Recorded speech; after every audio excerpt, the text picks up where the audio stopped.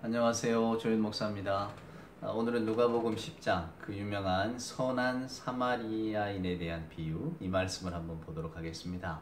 잘 알고 계시겠지만 한번 본문의 말씀을 읽어보면서 주의 은혜를 나누시죠. 오늘은 누가복음 10장입니다. 25절에 있는 말씀부터 37절에 있는 말씀까지인데 제가 25절에 있는 말씀부터 한번 빠르게 읽어보겠습니다. 어떤 율법교사가 일어나 예수를 시험하여 이르되 선생님 내가 무엇을 하여야 영생을 얻으리이까? 예수께서 이르시되 율법에 무엇이라 기록되었으며 내가 어떻게 읽느냐? 대답하여 이르되 내 마음을 다하여 목숨을 다하며 힘을 다하며 뜻을 다하여 주 너의 하나님을 사랑하고 또 내 이웃을 내 자신같이 사랑하라 하였나이다.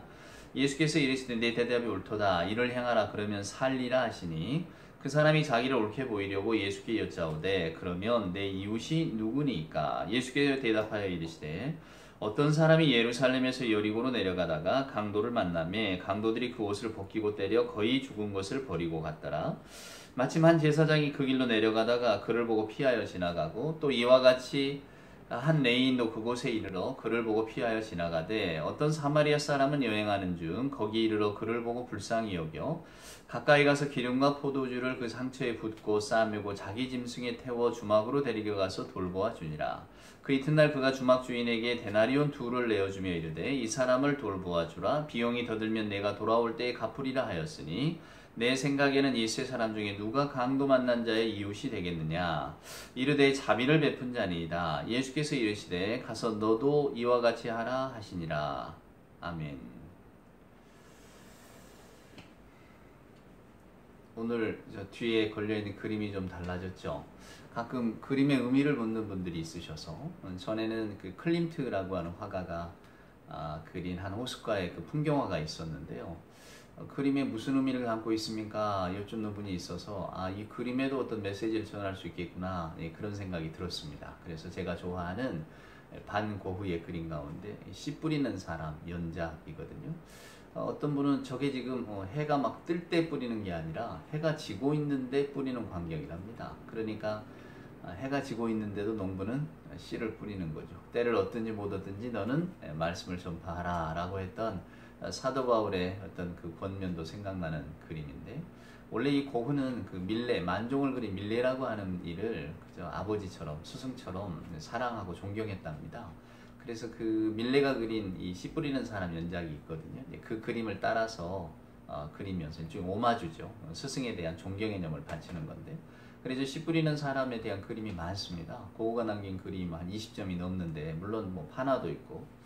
그런데 저는 참 저 그림이 좋아서 이제 걸어 놓았습니다. 어쩌면 저의 생각과도 일치하는 부분이 있어서 누가 듣든지 안 듣든지 주의 말씀, 씨를 뿌리는 자의 심정으로 해질녘에도 나가서 드리는 씨를 뿌리는 자의 심정으로 오늘 주의 말씀을 또 여러분과 나누려고 합니다. 그런 기쁨이 있어요. 나누는 기쁨이. 그래서 저 그림이 제 마음과 같다 생각해 주시고 이제 오늘 말씀을 한번 보겠습니다.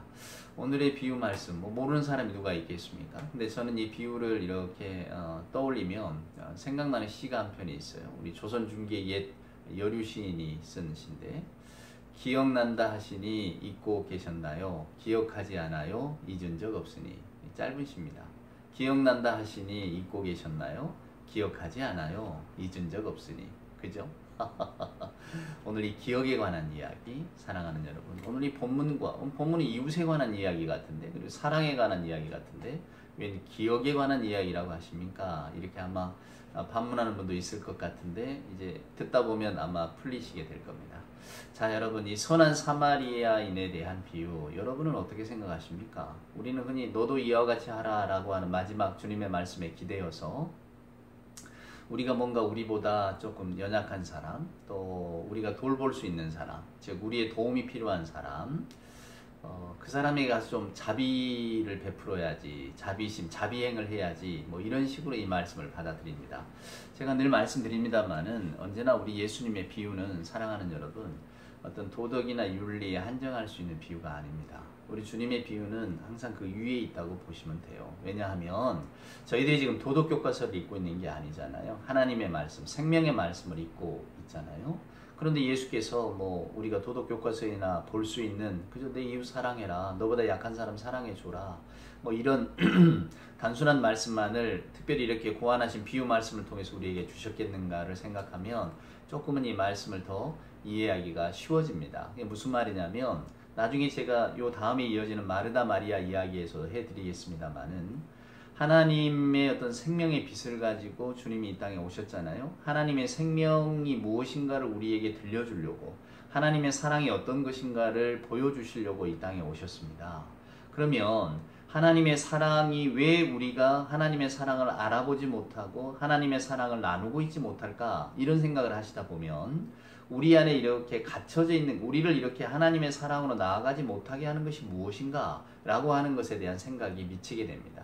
그러니까 예수님의 말씀, 예수님의 행동, 예수님의 행위, 모든 그 속에는 저나 여러분이 그저 아무렇지도 않게 생각하는 그냥 편안한 질서, 인간의 질서, 통용되어지는 어떤 관습들, 통념들, 이런 것을 뒤흔드는, 그러니까 완전히 전복시키는 그 놀라운 힘이 들어있다는 이야기입니다. 그러니까 오늘 이 비유의 말씀도 저나 여러분도 너무나 잘 아는 말씀이고, 또 심지어는 교회 다니지 않는 분들도 일종의 이게 기표잖아요. 사마리아 사람이라고 하는 기표. 그래서 저도 연전에 재미있게 읽은 책 중에 하나, 그 장하중 선생, 저 케임브리지 대학의 경제학 교수를 하는 장하중 선생의 나쁜 사마리아인들이라고 하는 책도 있잖아요. 물론 경제적인 거고, 뭐 선진국이 이렇게 후진국을 이렇게 그들의 어떤 것들을 빼앗아 어쩜 이용하는 거잖아요. 그러면서 자기들만의 어떤 부와 또 어떤 격차를 만드는, 양극화라고 하십니다만은 부익빈 빈익빈의 어떤 세계 질서를 만들어 나가는 그런 것들을 이제 비판하는 그런 책이었는데, 이게 사마리아 사람이라고 하는 게 마치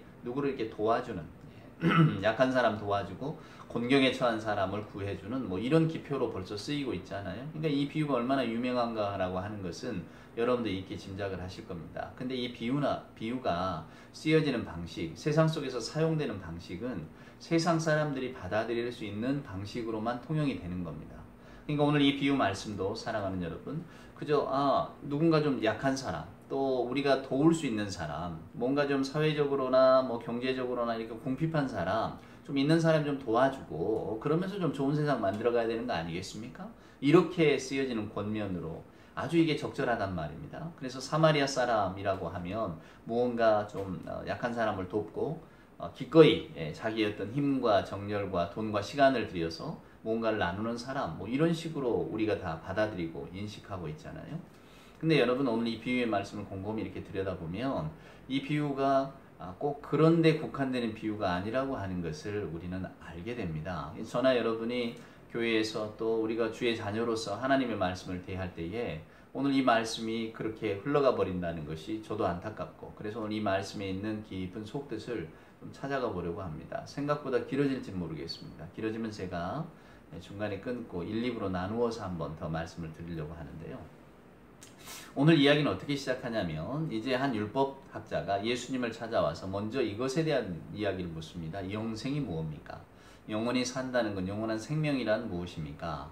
그리고 이 영원한 생명을 얻기 위해서 우리가 할 수 있는 일은 무엇이겠습니까? 예수께서는 이렇게 그에게 반문을 합니다. 율법에 무엇이라 기록되어져 있느냐? 일종의 삼파술인데요. 그리스 철학자들이 했다는 삼파술 있지 않습니까? 진리가 뭡니까? 라고 이렇게 누가 물어본다면 진리란 이런 것이다 이렇게 설명하는 게 아니고, 너는 진리를 뭐라고 생각하느냐 또 되묻습니다. 그러면 그 사람이 속에 있는 게 나올 것 아닙니까? 그래서 삼파술인데, 안에 있는 지식을 끄집어내서 그 사람의 생각과 관념을 들어본 다음에 네가 알고 있는 생각을 정리하게 해주고 또 거기에 대해서 잘못된 걸 잡아주는 일종의 고급 어떤 교육 기술 아니겠어요? 요즘이야 뭐 너무 이런 것들이 보편화되어져 있는데, 일방적이 아니라 서로 대화를 주고받으면서 하는 술 말입니다. 근데 예수님 벌써 이런 일들을 하셔요. 아니, 태연하게, 아무렇지도 않게. 그죠? 그래.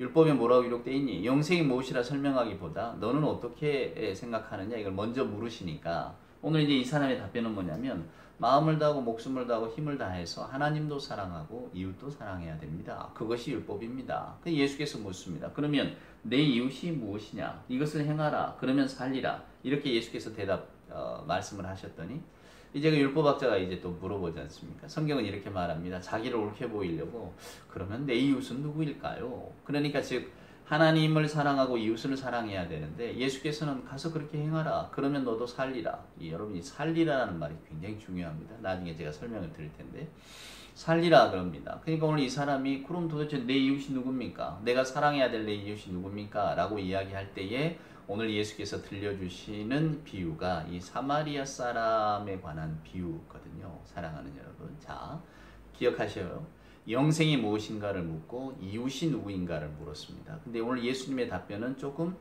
엉뚱하세요. 내 이웃이 뭐다?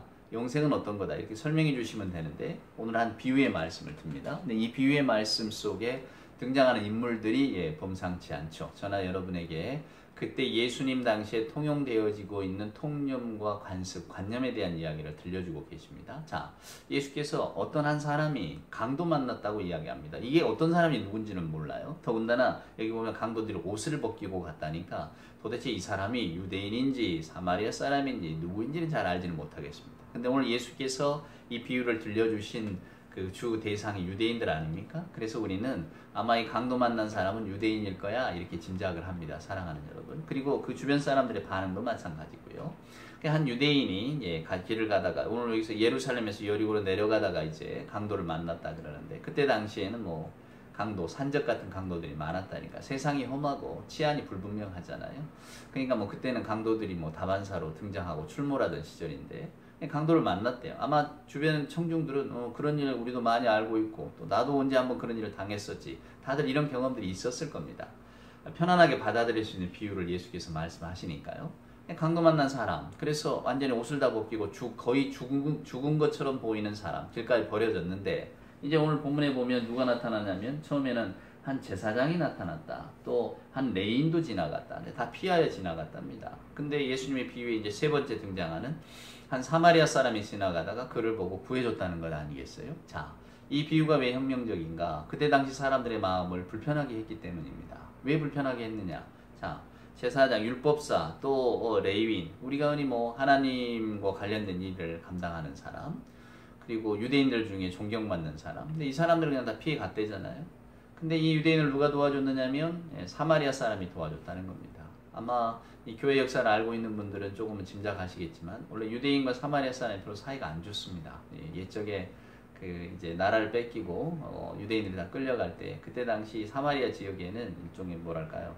이주 정책에 의해서 이방인들이 들어와서 살게 했거든요. 그리고 또 거기에 이제 포로로 끌려가지 않고 남아있던 사람들이 있지 않겠습니까? 당연히 혼합이 될 수밖에 없죠. 섞여 있고. 그러니까 포로에서 돌아온 분들의 마음속에는 그게 범상치가 않은 거예요. 서로 조금은 이렇게 비난하고 또 뭐랄까 어떤 벽을 치는, 그러니까 우리는 너희들과 다르다 그 말이에요. 우리는 끌려가서 죽을 고생을 하다가 다시 돌아온 정통 유대인이지만 너희들은 여기에 그대로 남아 있으면서 뭐 이방 잡족과 섞이고 뭐 그랬던 사람들 아니냐, 뭐 이런 것들이죠.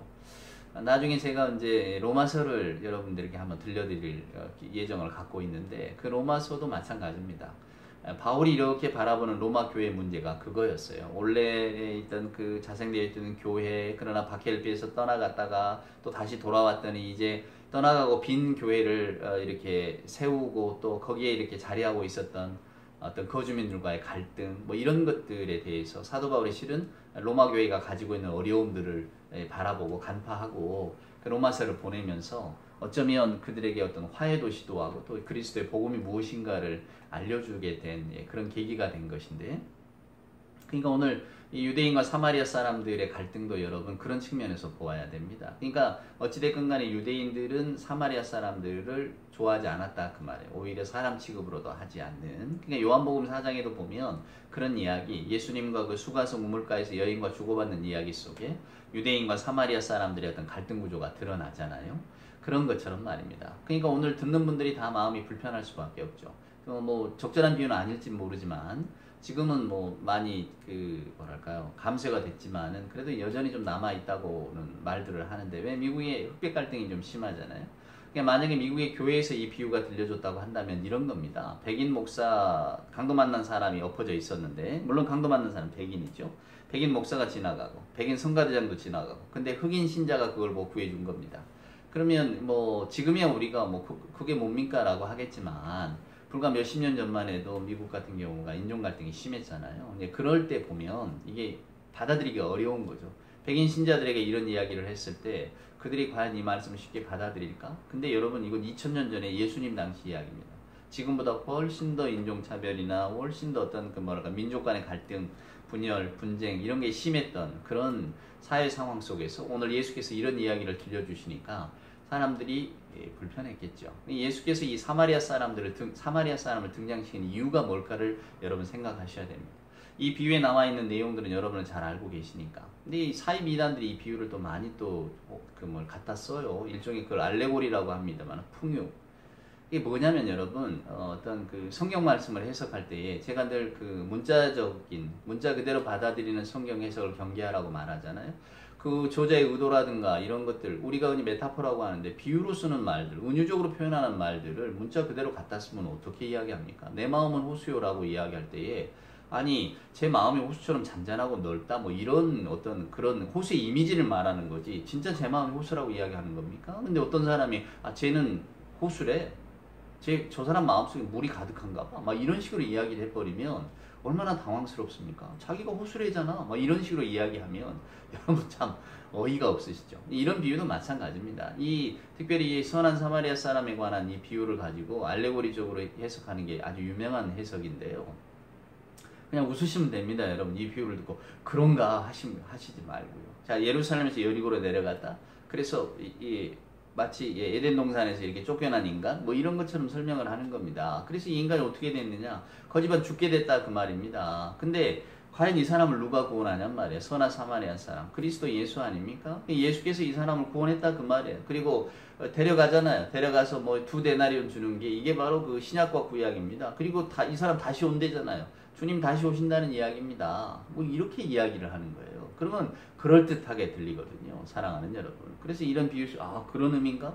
여기서 예수님이 다시 오신다고 하는 그 일종의 뭐랄까 예수 그리스도 인간의 타락부터 하나님의 어떤 그 뭐랄까요 재림까지 심판까지 이게 다 들어간단 말인가? 이 비유 속에 또 이렇게 해석한다는 말이죠. 이게 말도 안 되는 해석입니다. 오늘 예수님의 비유의 말씀의 본질이 거기 있는 게 아니거든요. 우리가 어떤 역사나 또 어떤 기록을 바라볼 때에 그 기록이 이렇게 지시하는 바를 따라가야지 그 한두 마디 따가지고 엉뚱한 데로 가면 되겠습니까? 그러니까 여러분 오늘 이 비유의 말씀의 핵심은 이겁니다. 자, 오늘 이 율법학사가 무엇을 물어보느냐면 내 이웃이 누굽니까? 이렇게 물어봅니다. 결국 여러분 그 말 속에 담겨져 있는 전제는 어떤 경계가 있다는 거죠. 이 사람은 내 이웃이고 이 사람은 내 이웃이 아니고 뭐 아까도 설명드렸습니다만 유대인들에게는 유대인들만 사람이잖아요. 유대인 이외에는 전혀 사람 취급을 받지 못합니다. 그게 이 사람들의 현실 인식이에요. 사랑하는 여러분. 그러니까 오늘 이 율법학사도 물어보는 게 당연한 거죠. 내 이웃이 누굽니까? 내 이웃은 유대인밖에 없습니다. 지금 이겁니다. 이게 예수께서 가서 네 유대 농족에게 잘해줘라. 만약에 이런 말씀이 나왔다면 이 사람은 흡족하고 돌아갔을 겁니다. 물론 주변에 있는 청중들도 다 마음이 흡족했겠죠. 근데 오늘 예수님은 엉뚱한 이야기를 가지고 오늘 이 사람에게 어쩌면 도전을 하시는 거죠. 그 사람의 생각을 깨부시는 거죠. 아까 말씀드린 것처럼 오늘 이 비유 속에 등장하는 율법학자 또 레위인 다 유대인들이 존경하는 사람들입니다. 물론 이 사람들에게도 핑계가 있죠. 이 사람들은 종교적인 어떤 행위들을 주관해야 되는 사람이기 때문에 여러분 뭐 율법에는 죽은 자 만지면 안 되잖아요. 부정, 정결 뭐 이런 의식이나 생각들이 강했던 시절이니까. 그러니까 오늘 이 사람들은 마땅하게 자기가 가지고 있는 금기나 어떤 것들을 지키려고 한 겁니다. 사랑하는 여러분. 그래서 그것 따라서 행동을 한 거예요. 여러분 오늘 이 비유를 가만히 보시면 우리는 흔히 그 율법학자 같이 해야 되겠습니까? 레인처럼 살면 되겠습니까? 이렇게 이야기하지만 오늘 예수님은 어느 누구도 비난하지를 않으세요. 이게 핵심입니다. 율법학자, 레위인, 사마리아 사람 오늘 주님은 누구도 칭찬하지 않고 누구도 비난하지 않으세요. 그냥 이 사람들이 한 행동에 대해서 그저 말씀을 하실 뿐입니다. 오늘의 율법학사나 사랑하는 여러분 이 레위인은 그 속마음이 어쩐지는 모르죠. 그러나 오늘 이 사람들이 당연히 마땅히 우리가 생각할 때는 보편적인 마음을 가지고 아니 죽어 넘어진 사람 구해주거나 죽었는가 살펴보는 건 당연한 것 아니겠습니까? 이런 어떤 근본적인 마음을 왜 이 사람들이 일으키지 못했을까? 그건 우리 생각입니다. 오늘 이 사람들에게는 지켜야 할 게 있는 거예요. 그게 뭡니까? 정결 예법입니다. 율법학자나 또 뭐죠? 이 한 제사장이나 이 레위인이나 이 사람들은 다 하나님의 성전에서 하나님께 올리는 제사, 예배를 주관하는 사람들 아닙니까? 그러니까 제사장이나 레위인이 부정한 행동을 하면 안 되고 부정한 물건을 만지면 안 되는 거예요. 그러니까 오늘 이 제사장이나 이 레위인이 그냥 이렇게 지나가는 거는 그들이 자기가 가지고 있는 종교적인 계율에 충실한 겁니다. 자기들이 지켜야 할 것을 잘 지켰다 그 말이에요. 그러니까 오히려 주변 사람들이 보면 아, 저 사람들은 자기 임무, 저 뭐죠? 자기 역할을 다 한 겁니다. 라고 말할 수 있는. 그러니까 어느 누구도 손가락질할 수 없는 행동을 한 겁니다, 여러분. 지금 우리 시선에서 보면 죽어 넘어진 자를 보고 그냥 지나갔다고? 아, 도대체 저 사람들은 무슨 뭐 그 마음에 뭐가 동정심도 없는가? 이렇게 볼 수 있지만 예수님 당시 사람들이 볼 때는 그건 마땅한 겁니다. 그럼 예수님은 이 사람들이 잘했다고 말씀하는가? 그게 아니죠. 그러니까 오늘 이 제사장이나 레위인이 그냥 지나가 버린 것에 대해서 오늘 우리 주님은 그 반대적 있는 사람으로서 사마리아 사람을 내세우고 있잖아요. 그러니까 오늘 이 사마리아 사람은 그저 그에게 다가갑니다. 그리고 그를 치료해 주는 거죠. 왜 그럴까 사랑하는 여러분. 오늘 예수님의 비유 말씀을 쭉 읽어보면 말입니다. 이 사람의 독특성이 드러납니다. 그건 뭐냐면 그 여관 주인에게 맡겨놓고 사랑하는 여러분 내가 다시 오겠다. 이렇게 이야기를 하고 떠나갑니다. 그가 누구인지 남기지도 않아요. 또 이 사람이 누구인가 알아보려고도 하지 않아요. 단지 내가 지금 뭐 장사를 하러 가든 여행을 하러 가든 뭘 하러 가니까 내 목적을 따라 가지만 내가 다시 오겠다 그 말이에요. 혹시 이 사람을 치료하는데 돈이 더 들면 내가 그것을 보존하겠노라고 이렇게 이야기를 하고 그냥 떠나가 버립니다. 마치 그 쉐인이라고 하는 영화 같아. 떠나가 버려요. 일은 다 해결해 놓고 그냥 표표히 떠나가는 겁니다. 우리는 오늘 이 장면을 보고 있죠. 그럼 도대체 이 사람은 누구인가라는 거예요. 사랑하는 여러분. 오늘 아까 말씀드린 것처럼 예수님께서 오늘 이 말씀을 저나 여러분에게 들려주시는 그 이유가 우리가 그저 뭐 좀 착하고 선한 일을 하라. 그것이 하나님이 기뻐하시는 일이다. 이런 마땅한 도덕적인 교훈을 주시려고 하는 것이 아니라고 하는 것을 제가 미리 말씀드렸잖아요. 그럼 오늘 예수님께서는 무슨 말씀을 하려고 하는가?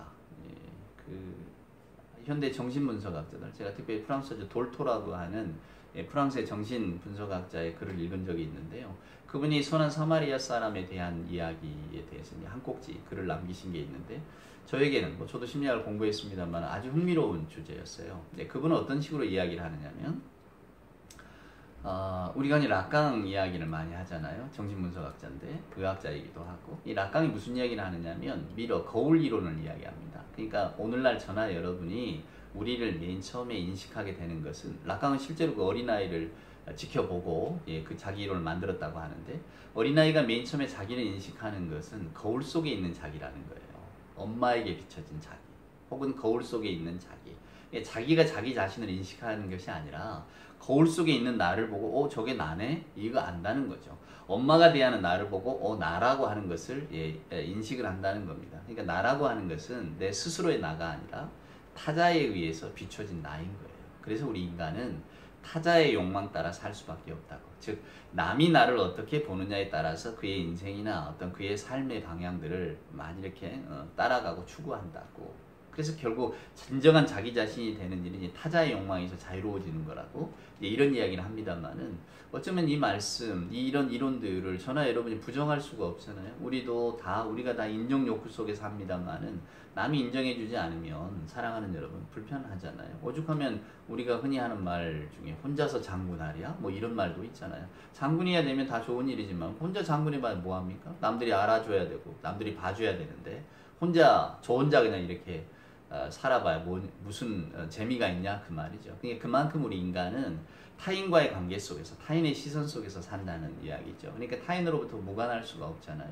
그러니까 오늘 그 제사장이나 레위인도 자기 자신의 어떤 동정심, 자기 자신의 선한 마음이 먼저가 아니라 다른 사람들이 내게 뭘 요구할까 이걸 먼저 생각했다는 겁니다. 오늘 이 사람들에게는 종교인으로서 의무가 있잖아요. 자기들이 해야 될 일이 있고 부정한 것에 가까이 가면 안 되고. 그러니까 이 사람들에게 가장 중요했던 것은 자기 마음속에 있는 동정심이 아니라 그러한 것들이라는 겁니다. 거기에 비하면 상대적으로 사마리아 사람은 거기서 자유로운 사람이죠. 그러니까 넘어졌네? 다쳤네? 내가 좀 도와줄 수 없을까? 그냥 다가간다는 겁니다. 자기 본성대로 했다는 거죠. 오늘 우리 주님은 어쩌면 여기에 대한 질문을 던지고 계시는지도 모른다. 이제 이렇게 표현을 합니다. 저는 거기에 어떤 인사이트가 있다고 생각합니다. 사랑하는 여러분, 한번 생각해 보십시오. 자, 하나님이 세상을 창조하시고 하나님이 인간을 바라보십니다. 하나님의 눈에는 이건 유대인이고 저건 사마리아인이고 구분이 있으실까요? 없으십니다. 오늘 유대인, 오늘 그 율법학사가 예수님께 와서 묻잖아. 이웃이 누구냐고. 근데 이미 율법학사의 마음속에는 내 이웃은 유대인인지 누구겠습니까? 이게 딱 있습니다. 유대인 말고는 사람이 아닙니다. 우리는 유대인 말고는 인간 존재라고 인정하지 않습니다. 그런 벽이 있는 거죠. 근데 오늘 예수님께서는 그 벽을 타 넘고 계십니다. 그리고 저나 여러분에게도 그 벽을 타 넘으라고 이야기를 하시죠. 그러니까 상대적으로 자유로웠던 이 사마리아인은 거리낌 없이 다가가서 그에게 자비를 베풀 수가 있었는데, 사랑하는 여러분, 먼저 자기의 종교적인 계율이나 어떤 것을 생각하는 사람들은 다가갈 수가 없는 거죠. 자기에게 있어서 뭐가 중요한가, 내가 지금 지켜야 될 게 뭔가. 그러니까 오늘날 우리 사회를 이렇게 둘러다보면, 사랑하는 여러분, 예수님의 복음이라고 하는 것이 얼마나 인간의 어떤 그 벽들에 갇혀 있습니까? 저는 이것을 당연히 뛰어넘어야 된다고 생각합니다. 우리는, 제가 누누이 말씀드립니다만은, 저나 여러분에게는 어떤 그 자라온 배경도 있고 또 배워온 어떤 것도 있고 또 우리가 스스로 이렇게 만들어낸 어떤 정서적인 것들이 있잖아요. 그러니까 받아들이는 게 있고 받아들일 수 없는 게 있습니다. 아무리 다른 사람들은 괜찮다 그래도 나는 뭐 못 먹는 음식이 있는가 하면, 다른 사람은 아무렇지 않게 타인을 대해도 나는 무언가 좀 꺼려지는 타인도 있고 말입니다. 우리에게는 그런 다 한계들이 있는 거죠. 근데 오늘 예수님은 복음에는 그게 없어요. 복음은 다 뛰어넘는 겁니다. 즉 복음이라고 하는 것은 새로운 형제를 갖는 겁니다 라고 하는 것을 저나 여러분에게 들려주고 계시는 거죠. 여기에 예수님의 복음의 혁명성이 있는 겁니다. 우리는 그저 각각 내 편이 누구인가를 먼저 따지고 내가 뭐가 편한가를 이렇게 생각하고, 그래서 나를 기반으로 해서 어떤 신앙심도 발로 어떤 그 뭐랄까 출발을 시킨다면, 오늘 예수님은 그렇지가 않잖아요. 하나님의 마음 속에서 우리들의 믿음의 통로를 찾아야 된다고 말씀하시잖아요. 근데 그 하나님의 방식이라고 하는 것은 저나 여러분이 규정해 놓는 것을 다 뛰어넘는 겁니다. 사랑하는 여러분, 우리가 가지고 있는 한계들을 뛰어넘는 거예요. 이게 예수님의 새로운 형제입니다. 그러니까 오늘 이 사마리아 사람이 보여주는 이 자비심과 자비행을 보세요. 오늘 그에게는 네가 누구냐를 묻는 게 없잖아요. 오늘 옷이 다 벗겨졌다는 것은 이 사람의 정체성이 모호하다는 겁니다. 누구인지 알 길이 없어요. 근데 오늘 이 사람은 누구인가 묻기도 전에 그저 이렇게 달려가잖아요. 만약에 그도 어떤 레위인이었다면, 그도 만약에 어떤 제사장이었다면 선뜻 이 행동을 못했겠죠. 왜냐하면 자기를 둘러싸고 있는 게 있잖아요. 오늘 우리들에게도 마찬가지입니다. 우리를 둘러싸고 있는 것들이 있습니다. 우리의 성정도 있고 우리가 가지고 있는 어떤 환경도 있고. 근데 예수께서는 사랑이라고 하는 것은, 즉 하나님께서 저나 여러분에게 원하시는 것은 그런 것들을 뛰어넘는 것이지 그것을 고착하는 게 아닙니다 라고 하는 것을 우리에게 들려주고 계시죠. 그러니까 예수 복음 속에서는 정죄나 비난이 없습니다. 아까 말씀드린 것처럼 오늘 이 제사장이나 레위인이나 뭐 예수님이 나무라지 않으시잖아요. 정죄의 말이 없어요. 그냥 그들은 그렇게 행했다. 근데 이 사마리아 사람은 이렇게 행했다. 이렇게 묻는 겁니다. 그리고는 말씀하시는 게, 여러분 예수님의 물음을 한번 보세요. 36절에 보면 내 생각에는 이 세 사람 중에 누가 강도 만난 자의 이웃이 되겠느냐. 자, 내 이웃이 누굽니까? 라고 이렇게 묻는 그 질문에 예수님은 뒤바꿔서 누가 이웃이 되어주었냐라고 이야기합니다. 그러니까 오늘 이 율법학자가 묻는 것은 저 사람이 내 이웃이라면 나는 마땅히 사랑하고 도울 겁니다 라고 이야기하고, 그리고 내 이웃이 누구인가를 좀 말해주세요 라고 이야기했을 때 오늘 예수님은 네 이웃이 누구인가를 정한다는 네 일이 아니다는 거예요. 모두가 네 이웃이다. 그렇지만 누가 그 사람의 이웃이 되어주었는가를 나는 너에게 묻고 싶고 너는 앞으로 그렇게 해야 된다. 이렇게 강도 만난 자 자비를 베푼 자입니다 라고 대답하니까 예수께서 너도 가서 이와 같이 하라 이렇게 이야기하잖아요. 처음에는 예수님은 너도 이와 같이 하라 그래야 살리라 이렇게 이야기합니다. 만약에 오늘 예수님의 마지막 답변 속에는 네가 그렇게 하지 않으면 너도 오늘 이 강도 맞는 자처럼 죽어가게 될 거야, 이런 이야기가 내포되어 있다는 것을 우리는 짐작할 수가 있습니다. 무슨 이야기입니까? 오늘 우리 주변을 둘러싸고 있는 많은 사람들, 과연 나는 저 사람이 내가 도울 만한 사람입니까? 저 사람이 내 이웃입니까? 내 형제입니까? 나 마땅히 도와야 되지만 저건 뭐 인간도 아니고 내 형제도 아니고 내가 자비심을 베풀 사람도 아닌데 내가 왜 저 사람을 도와야 됩니까? 우리가 하는 마음속에 이런 것들이 있다고 한다면, 사랑하는 여러분, 이게 오늘 예수님이 보시기에는 예수님의 말씀과 맞지 않는 거죠. 하나의 어떤 예를 든다면, 저나 여러분 만약에 뭐 해외 선교를 합시다 라고 이야기할 때에 우리 중에 어떤 분은 아이고 뭐 우리 국내에도 도울 분이 많은데 아직도 선교해야 될 때가 많은데 뭐 해외까지 나갑니까? 이렇게 이야기할 수 있습니다. 마땅히 뭐 여러 가지 형편들을 둘러보면 그럴 수 있는 거죠. 우리의 자원이나 어떤 것은 다 한정돼 있고, 그 우리 이웃도, 우리 같은 한민족, 우리 동족도, 내 지금 내 나라 대한민국 안에 살아있는 사람들도 복음을 못 듣고 있는 분들이 많은데 뭐 이렇게 멀리 이국 만리까지 나가야 됩니까? 더군다나 뭐 잘 받아들이지 않은 뭐 이슬람 국가도 가고 뭐 아프리카도 가고 다 가야 됩니까? 뭐 멀리 갑니까? 이런 분도 있을 수 있지 않겠습니까? 사랑하는 여러분, 인간의 사람의 생각으로는 마땅한 거죠. 그러나 오늘 이 비유의 말씀에 비하면 그게 맞지 않는 겁니다. 예, 이웃이다, 벌써 뭐 대한민국이다, 우리 민족이다, 뭐 이렇게, 예, 뭐